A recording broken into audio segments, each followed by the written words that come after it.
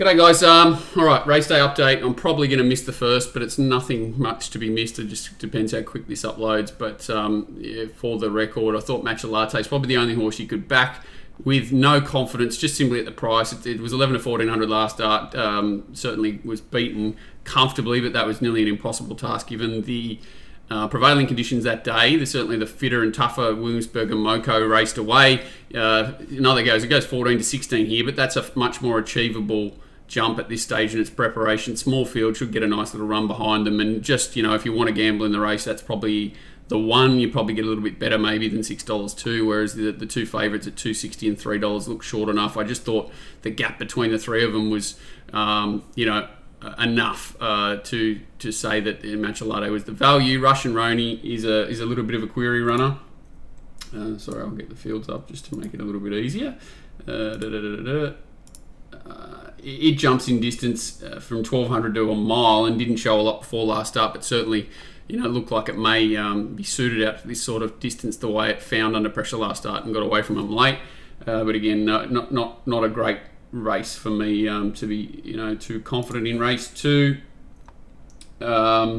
Lock Eagle, great form, and certainly the horse to beat here. Just smashed up an average field first up, but then did it again to a horse called Straight Aaron, who came out last week and was really impressive off a slow tempo, reeling off great late sectional. So for it to not really ever trouble Lock Eagle last start shows that this horse is going extremely well. Does look to profile just in behind them. I doubt that Bowman will want to go to the fence, but should sit just behind the speed. There's a few nice horses that roll forward here. Military Expert's probably vulnerable this level, but shorts can measure up, I think. Finally ridden nice, aggressively last start and put away a good field in good time. Shahonka's racing, really well, really fit. The horse out wide here, ton of grit, can race well. I just think it's a field that's a little bit deeper than maybe everyone thinks, and they're not pushovers, and that Lock Eagle needs to probably lift again to justify the price that it is. And I think that's the main conversation here, is the price that it is. And if you want to dive into $2.10 about a horse that's on the up, yes, but you have to, I think it needs to be on the up. I think it needs to find another peak here to justify that price, and whether that's going to happen or not is the question you're asking yourself. And you have other horses in the race. Kota Healy, bend the knees, a bit of a query. Villana's certainly right on the up and can improve again, shorts. And then you've got the honest stalwarts like Shahonka, bend the knee, who's had sort of a bit more time racing, and I've mentioned it a couple of times, and ton of grit, who can all test the favourite on what they've done so far. So basically, I think you're taking $2.10 about a horse here, suggesting that it will improve, and it's possible, but it's up to you whether you want to chime in at short odds about a horse that probably does need to lift, and there's others that are capable of improving as well. I've confused myself, but for me, Lock Eagle, the one to beat, but very, very short. What do we got here? Provincial Midway Final, the next race. What's going on here? Getting abused on Discord, that's unusual. Sorry, the two key runners here for me are Rustic Steel and Never Talk. The win of Never Talk last start was pretty much breathtaking. Certainly a slowly run race there, which it doesn't look like it. It doesn't look like it's going to be a super tempo again here. Probably a little bit more pressure than last start, and that inside draw is a bit of an issue for Never Talk. But I think if it bounces, it'll probably race somewhere near midfield. I'd assume that Damien Oliver will want to stay off the fence if he possibly can. It won't be an easy task from gate 2, but otherwise he's going to have to negotiate that inside draw. And if it does so, I think it's the horse to beat. Bowman, he's got the opposite. He's got a bit of an outside draw. Probably, chance his arm here and roll forward, I would imagine, rather than being caught stuck wide or go back. The horse is very fit, and it's just probably got a bit of class on most of these. So I would assume him to be rated a little bit more confidently than certainly what we saw last start. The other query runners, great news. First up, we saw a gear change with the Equilocks on, and that to me is the main query over this horse. It was put up as an 8 last start, but that wasn't a slow. It was closer to a 3 than an 8. So if you're saying it's got heavy track form, just be very wary of that it wasn't last start. Now it jumps to 1400, which it has won over previously, and won quite okay, but 1400 and a heavy for me is a query. The draw's a query. Probably rolls forward as well with James McDonald aboard. Whether he committed to this before riding a horse like Never Talk last start, I'm not sure, but I'm assuming that's the case. and I think he'd probably want to swap if he could, but that's just guessing. But it does roll forward, gets a nice run, and no surprise to see it win. I just want to be very careful with it today. Other horses that can win, going down the page, Kiss Some certainly going very well. Stablemate Barossa Rossa, very good. Grand Remore, I thought, finished off quite nicely first up and can improve second up. And I like the setup of Papali, who looks to peak here, third up, and can run well as well. But I really think that Never Talk and Rustic Steel run well if they get every chance in the run. And it looks like Great News will as well. I'm wary of odds for it. Taking a breath. Percy Sykes next. Paris Dior, certainly the query runner here, comes up very short off a couple of really dominant trial wins where it's shown good intent. 63 days between runs. So there's two lines to take here. This horse has missed all the hard, heavy track racing and may have fresh legs, and certainly a horse with very good ability. It has to run out 1,200 metres on a heavy track though here. Certainly the stable looks to have completely set this horse for this race and targeted it with a couple of 1,000-metre trials. So I'm not assuming it'll go in here underdone. It just has to run a strong 12, which it hasn't proven itself at yet. I expect it to run very well. It's very similar to Lock Eagle, marked at favourite, just wary of the odds. And there are other horses who have solid setups and solid form here, like Dashing Legend, Magic Carpet, Swift Sweet, all had just missed out on the slipper. So this is their backup, but still, their setup's good enough off quiet trials since their last runs to run well here. And I think North Star Lass and Willinga Beast, but more North Star Lass. I really liked its win at Warwick Farm, ridden just in behind them there, pricked its ears across the line and really strong through the line. Just love the look of her physically. Think she's a horse that's got plenty of improvement off that to come, and whether it's she has to step up in grade and has to put a better performance together to beat these horses most likely, but where she's maps to be and just looking at her, she certainly looks a horse that's rapidly improving from her trials to race day and can continue going forward here, and you're getting a big price about it. Willinga Beast, I think, probably showed a little found a softer race and showed a bit more of what it's capable of. Just looks a solid type. I just think North Star Lass looks more of a rapid improver, but that's just my opinion today. And Willinga Beast also sort of looks like it's going to be set a bigger task, back and wide here than North Star Lass, who looks like it'll just drop in right behind the speed somewhere. So an open race for me here. I do concede that Paris Dior looks the obvious classy sort of type in the race, just 1,200 metres heavy off a break. Even with those trials, I'm wary of taking short odds, and I think there are some runners here with solid setups and good form as well. 4-horse race 5, the Royal Sovereign Stakes. I think it's a matter of whether In the Congo runs them along here or allows Marzu and Paul Early to cheaply tag it everywhere it goes and make it more of a sprint home. I think if In the Congo takes off 600, 700 metres out and makes it a test, I think he'll be the one who prevails. If he sort of leaves it to the 400 and makes it more of a sit and sprint, I think that it'll be a good spectacle. That three of them will probably sprint up the straight, and it'll be a tight tussle. But I think that In the Congo is the one that holds the aces if it's ridden correctly. Tommy does like an anchor drop, so I'm not expecting it a certainty that he does get going first. And if he tries to ride this horse a little bit pretty, I think he's susceptible to being out sprinted by two horses that can sustain a sprint for a good 400 metres. Australian Oaks, not easy. Hinged is certainly the class horse with its form, but it's rising to 2,400 metres here is the query for it. It should get a soft run on speed. There doesn't look a lot of speed. There is a change of tactics for Pink Ivory, which I think is a great move here, and also shows their intent here that this is their grand final. This is the race she's been set for, and last start they just sort of wanted to make sure she got through that run and rode it conservatively. Today they're taking that out of the equation. They've got James McDonald going on the horse instead of Rory Hutchins, who has done nothing wrong on the horse, but certainly an upgrade, and I expect her to run very well here in a race that looks devoid of speed. The other horse that you would want a little bit more positive a ride from is Gypsy Goddess. If it stands in the start, it's probably going to face a tough task, but it does look the other horse that is looking for 2,400 metres here, and that's certainly a big thing under these conditions. Honey Creeper's the other one that's been well backed in last start. I just thought it just crept into the race at the right time there, sprinted up 400 metres and got the job done against a very plain lot of horses. Certainly harder here, a more staying test likely. She could certainly prove me wrong, but I just want to take a little bit of a set against her coming out of that race compared to the others who I think are coming through a stronger form line. and really do think that Pink Ivory from Gypsy Goddess, just because of the change of tactics with Pink Ivory here, is the way to go. Scared of El Patroness, who does get a soft run on speed compared to her last start. Suicide Tempo down in Melbourne and can improve at odds. Sydney Cup, another deep race. It's good to see so many horses in this race, very well set up here, going very well. Another race devoid of speed. You've got Angel of Truth and Knight's Order, who just look set to control the tempo, and then it's a matter of where all these horses slot in behind.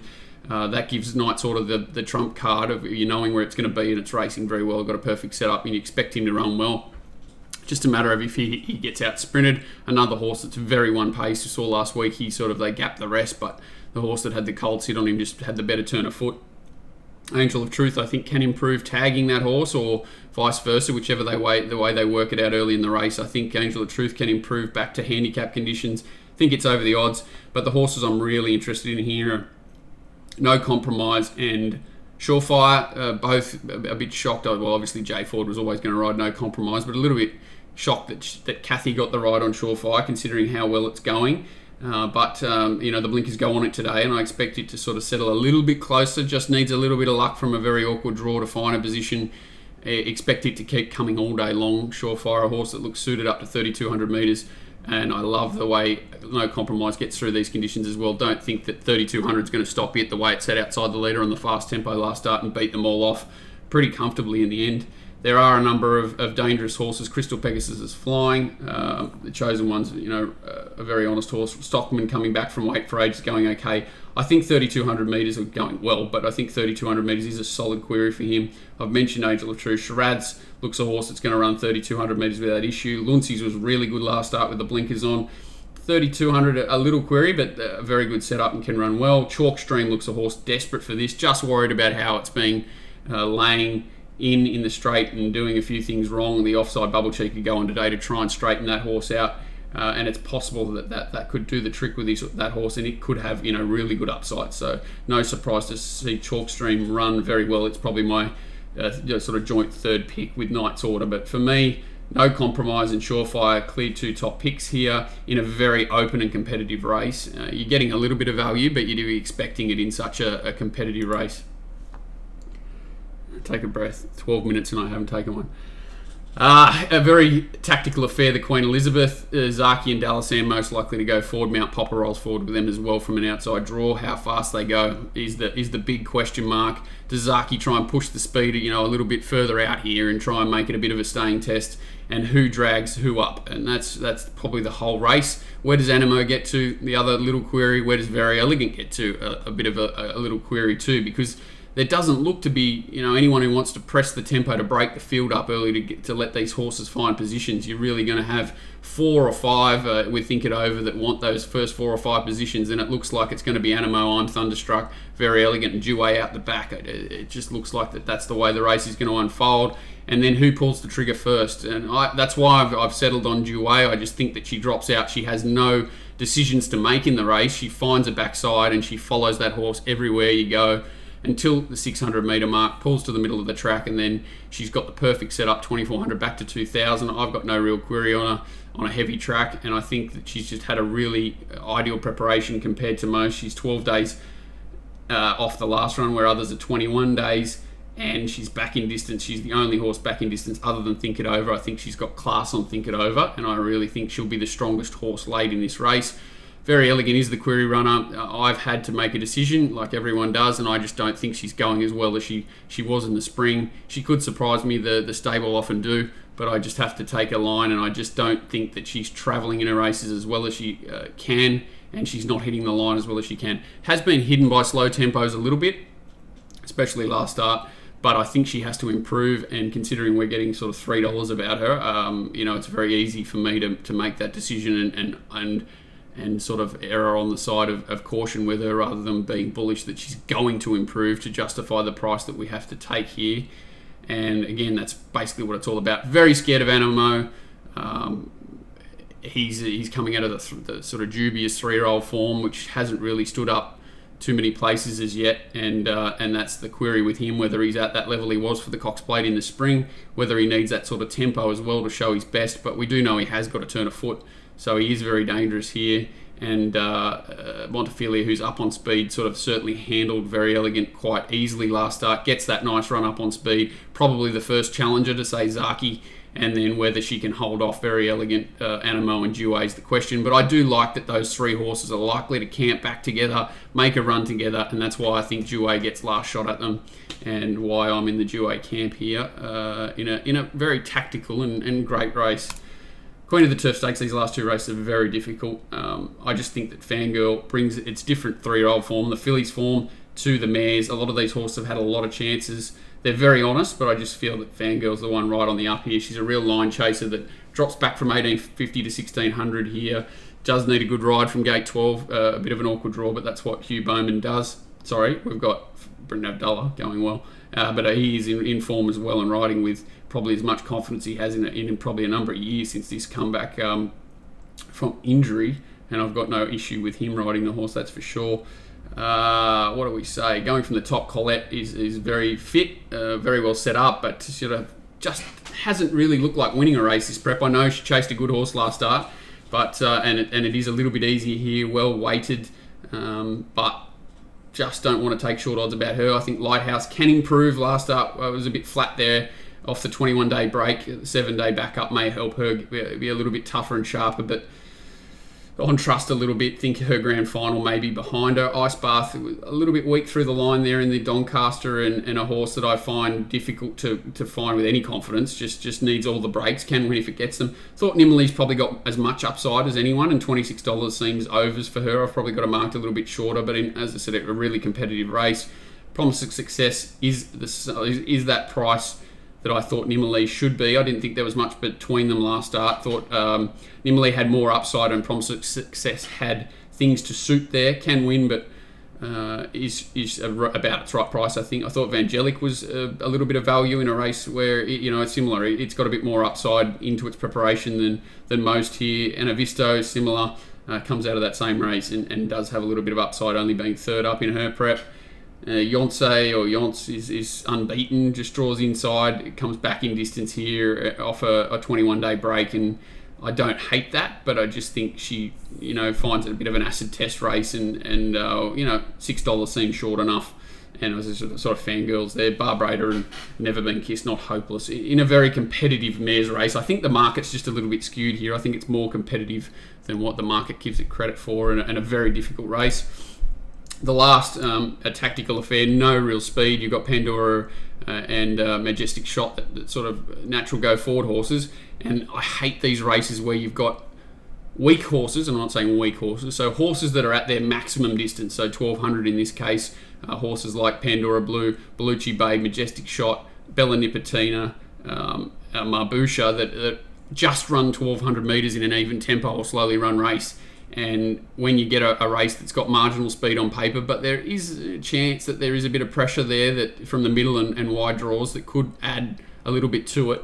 But if they don't, it plays into the hands of your Majestic Shot Bellucci Babes that can sprint sharply, your Bella Nipotinas. If they go along, I want to be in the camp of Wonderbar and Tricky Gal drawn wide, and Emanate, who certainly went to another level last start and repeats that. He's in the finish here. So I'm expecting them to probably go a little bit quicker than what it shows on paper, and that brings the pressure into the race, and then that brings horses like Emanate, Wonderbar and Tricky Gal into the finish. I'd rather be with them here because I think they can win off slow tempos, but I think they're the far better suited if they do run along a bit than your horses like Bellucci Babe, Majestic Shot, Bella Nipotina, who should be vulnerable late if they run along during the early and middle stages. So that's my line here. Not great confidence, but there are good angles to most of these races. There is a little bit of value in them, but it's marginal value, and you've got horses that are deep into preparations that have been interfered with by super heavy tracks. How have they been handling all the racing that they've had to cope with? How have they been handling all the hard racing on the hard surfaces? Has their training regimes been interfered with? You've got a million different little queries. So these sort of days are always about securing value, not wanting to be too heavily committed on anything short in the market, I don't think, because you've really got a lot of underlying factors that no one can really control going into these races, and you've got to be wary of them, and horses can suddenly sort of dip or in their performances without too many explanations. So a good day where there are some certain angles, but just be playing them very tight and wary. I would imagine a good day's racing viewing wise, just not easy betting, and good luck, and hope you like last Saturday everyone has a bit of luck and everyone finishes on top. Thanks guys.